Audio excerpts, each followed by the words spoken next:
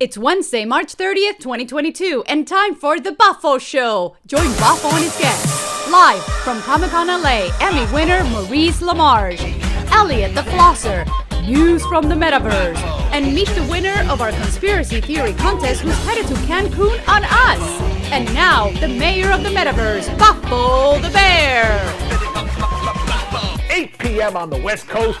This is the Boffo Show live. Boy, do we have a show for you tonight. We were at the Comic-Con here in LA in December, and we did a bunch of interviews with cartoon actors, big stars, some kids, some cosplayers. We'll be showing you some of those interviews that we shot live at Comic-Con 2021 right here in Los Angeles. We are live streaming on the YouTube, on Facebook, on Twitch, on Twitter. Basically, everywhere you could live stream, we're live streaming there.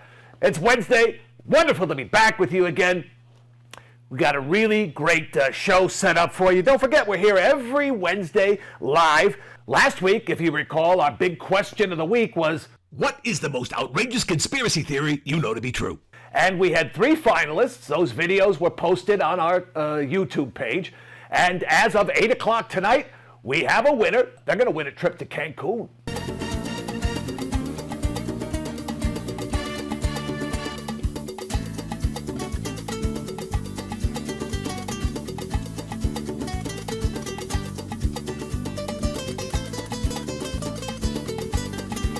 And this week's winner of the Cancun trip is Rebecca for her Disney Frozen conspiracy theory. Let's take a look at her call from last week to see what's it all about. This is Boffo. Who's this? This is Rebecca. Hello, Rebecca. How are you? You're not a flat Earth person, are you, by any chance? I am not, no. You're very intelligent. What do you have any theory of your own you would like to share with the audience? I do. I don't know if it's the most original, but I you know, as a person in the animation industry myself, I like to think that this is real because it's just kind of fun to think about. It sure is, yeah.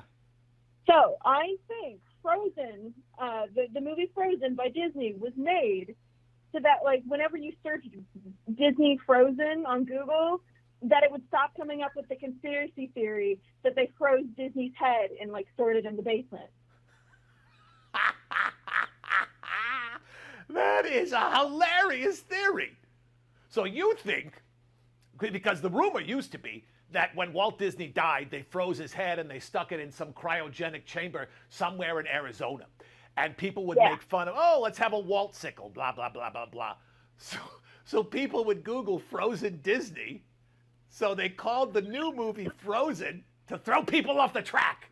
Exactly. See, if you search That Frozen is Disney now, brilliant. you won't come up with a theory. It's all the movie stuff. Wow. And they were geniuses. Yes, that is brilliant, Rebecca. That, you know what? That may be more favorite to me than my flat, fiery sun theory. That is brilliant. We'll call it the Disney Frozen theory. That is very clever, Rebecca. And you're right. Those of you at home that are watching on your computers, do it right now. Google Frozen Disney and see what comes up. Any pictures of Walt Disney's severed frozen head? I haven't even tried it, but I bet it's not the conspiracy theory. I don't think I've heard anyone talk about that original theory that they froze Disney's head in like a decade at least. Yes, since the movie came out. Exactly. Congratulations, Rebecca. You're going to Cancun, and right now we're going to Comic-Con Live with Maurice LaMarche. Boffo the Bear here, coming to you live from LA Comic-Con. We have a very special guest, Emmy winner, Maurice LaMarche. Well, as long as we're splitting hairs about Emmy, it's actually 2-time Emmy winner. Two-time. And for what show was this? Futurama, both times. No Emmys for No, Animaniacs? Did not win? I was nominated for Pinky and the Brain, but I did not win. Now, Maurice is a very rare species here in Los Angeles. He is Canadian. Yeah. We're going to be slowing it down a little bit. By at least 25%. That's the exchange rate. Right, eh? I'm sure as a Canadian, you're a huge hockey fan. Oh, good. You are talking, Boffo, to probably the only Canadian in 10 generations to be born without a hockey gene. I truly, and both sides of my family, hockey is, there's big hockey history on both sides of my family. My mother dated Bill Barilko. Well, who didn't? Let's be honest, right? Who went missing after he scored the game-winning Stanley Cup slap shot. And my dad's best friend growing up was Al Arbor, who became the captain of the New York Rangers and the New York How did you Islanders. avoid hockey? Do you know how to I just think skate? we were oversaturated. No. I don't know, Mo. I'm not a genius. I was that wobbly kid who went down like that. How did you get into coming to America? I came at the behest of my dear friend Howie Mandel. That's an Orson Welles word, behest. Behest, yes, at the behest of my friend Howie Mandel. He abjured me to make the journey to come to the United States of America illegally. Yes. So he said, Mo, don't be in Toronto. Come to the United States. Okay, what? Were you a stand-up? You I and was a Howie were stand-up doing in stand-up Toronto. together? In fact, I watched both Howie Mandel's and Jim Carrey's audition nights. So I was already established for 2 months. I would imagine Carrey especially didn't look like everybody else that was He did auditioning. impressions out the gate. And he had kind of it was still a rough set because it was amateur night. He didn't feel it was the greatest. He walked out very depressed. And I went after him, and him and his dad, and I said, come back. You got to do this again. You got to do this over and over. And when he talks about how they came after him, it was me who came after him. So he owes me his whole... Yeah, but think how different the world, and this is no bullshit, how different the world of comedy would be if he had been just... Jim would have come back anyway. Well, I know, but some people might not, you know what I mean? Don't ever get bummed out. You know what's going on upstairs here, the big Star Trek thing. I don't understand. It's lonely out in space on such a timeless planet. Hello, Bill. It's me, the guy who created International Talk Like William Shatner Day, International Talk Like You Day. It's like making the couch back in the day with Carson. With Johnny, very funny young man, a young impressionist who's now a very old impressionist, Maurice LaMarche. Yeah. Did you ever get to do I never did. as a stand-up? I was just talking Were you about close? this morning. Everybody I knew did a Tonight Show shot. Jim McCauley loathed me. That was the guy, I don't know. And I probably wasn't ready yet. So, but to have it within your grasp and I would love for it to have happened, but you know what? I did Merv 3 times, and then I got on the show. Anyway, gang. That was the only way to do it back in the day. I'm ensconced in a bubble of delight. Ensconced. Now, that's an Orson Welles word, my friend. Did you ever get to meet Orson Welles? I missed him by 5 minutes, but I could tell by the cigar smoke at a studio called Buzzy's Studio In Hollywood? in Hollywood on Melrose. And I had just missed Orson Welles. And I also never met Mel Blanc, and I could tell by the cigarette smoke that I had missed Mel Blanc. The two greats I never got to meet. There was a bar in Hollywood called the Casting Office that I would drink in occasionally between marriages. And one day I walked... I'm amazed that you didn't stand out. Well, you know what? Bear I sitting guess, in a bar. Yeah, I was putting out a don't bother me. Don't I know bother I'm me vibe? famous, but don't bother me vibe. I hear you. I walk in, and at the end of the bar, Adam West and Frank Gorshin are drinking together. And it blew my mind. TV's Batman and TV's Riddler were friends in real life? I didn't think that could be legal. They're both heroes of mine. Oh, fantastic. Gorshin, I think Gorshin was the impressionist, but he sustained a character for like 10 minutes sometimes. Yeah. And Adam West, the most unsung comic genius. I could not agree with you more. If you guys have a chance, go on YouTube and look up something called Look Well.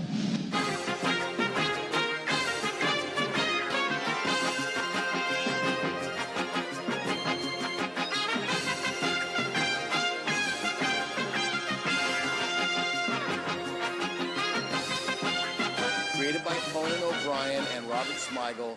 It is the most genius thing about a clueless detective who's a TV star, and he has absolutely no idea what he's doing. Adam West is as brilliant as Leslie Nielsen was in The Naked Gun. Adam worked on Freakazoid, and he did a lot of shots on Freakazoid, so I did get to meet Adam. You've been on so many iconic shows. One that just captivates me these days is Rick and Morty. I think it's very lucky Justin the best. watched Animaniacs after school growing up. Is that where he cut his teeth? And he told me on the very first time we were going to, he said, I want to put you, Rob Paulson, Jess Harnell, and Tristan Deal in every episode of this show. And I had no idea what Rick and Morty really was because I only had my lines. It was very secretive. And so when I finally saw it, I was like, oh my God, this is genius. It's like a Lego Jenga Yeah. multicolored machine. Everything that happened. It's like even the episode with the party, there's still that ring around the house when the house was like lifted. They honor it. They absolutely honor it in folks, every dimension. Yeah, if you haven't seen Rick and Morty, Justin Roiland and Dan Harmon's show, it's in season 5 now, and you've been on. So, yeah. You're on a lot. I'm doing one next week. I'm recording one next week. Oh, I would shave my back to be on that program. You know my secret now. That's why I have such a smooth back. Multiple Thanks, Emmy everybody. winner Maurice LaMarche. Thank I'm you. Boffo the Bear. We're live here at Comic-Con LA 2021. And now it's time for more news from the Metaverse. This is a huge one. Prada and Adidas are collabing on a Metaverse project. It's a shoe too beautiful to wear. That makes perfect sense. Frankly, what I find stupid is they're going to take the proceeds and give it away to charity. How dumb do you have to be to give away your NFT money to charity? Money that you work hard for. I mean, look at these images. Not just anybody could whip out a Photoshop with their eyes closed and make an image like that. That takes skill. That takes talent. Why would you give away your well-earned NFT profits to just some schmo artists? This is the ceiling of the digital Sistine Chapel, and they're just giving the proceeds away. That's what happens in the Metaverse. I need more likes, so I've decided that I'm going to make an NFT. You've heard of the Bored Ape, which is brilliant, because in real life, apes are never bored. They're always interesting. They're picking ants with sticks. They're doing cool things. They're very interesting to watch. So to find a bored ape, woo, that's like finding a needle in a haystack. My NFT is going to be called Angry Bear. 1,000 like challenge right now. Go. All right, maybe 500 likes. Angry Bear NFT. Go. Is this on? Are we going out to the Metaverse? It's almost as genius as the Bored Ape. Right? Because I'm not bored. I'm angry. Angry Bear. Be the biggest thing in the Metaverse. What's the Metaverse? I don't know. News from the Metaverse. I've noticed that a lot of people have talent here at Comic-Con, singing and most importantly, dancing. So I brought in my own dance instructor. Meet Elliott. Hello. How you doing? Now, I understand that you are a very talented dancer. When did you start dancing? How old were you? I'm just about to say like 7 years old at least. And what is it about dancing that makes you feel good? It's probably like about like having the motion, getting in the moment, stuff like that. Wow, that's very deep. Do you think you could teach me how to dance? I'm not particularly light on my paws. Sure. All right, so, yeah. Okay. All right, now what do I do? I'll teach you the dance called the floss. Okay, So imagine like you're holding a stick, I'm holding a stick. and then you put it sideways, I put it over here. and then pretend like you're breaking the stick with your leg, like this. Right? Break it. Like, no, like on your sideways, like this. Like, breaking it. Breaking it this way. Yeah, this way. Huh? I'm breaking. Why? If it's called the floss, why do I need a stick? Can't I have floss? Well, You don't floss your teeth with a stick, do you? no. That would be crazy. No, it's, All right, so I got like this. Am I flossing? no, Am I brushing? Am no. I rinsing my mouth with Lavorus? No. No. All right, show me. So like this. Like- There you go. That's it? Yeah. Hey, get me. I'm flossing. Then you go to the other side. Oh, like come on, this. Elliot. I just did it this way. Okay, you can do it that way. I mean, some people do the floss differently. All right, do I need music to floss with? I mean, you could have it, yes. Give me a beat. Spit out a beat.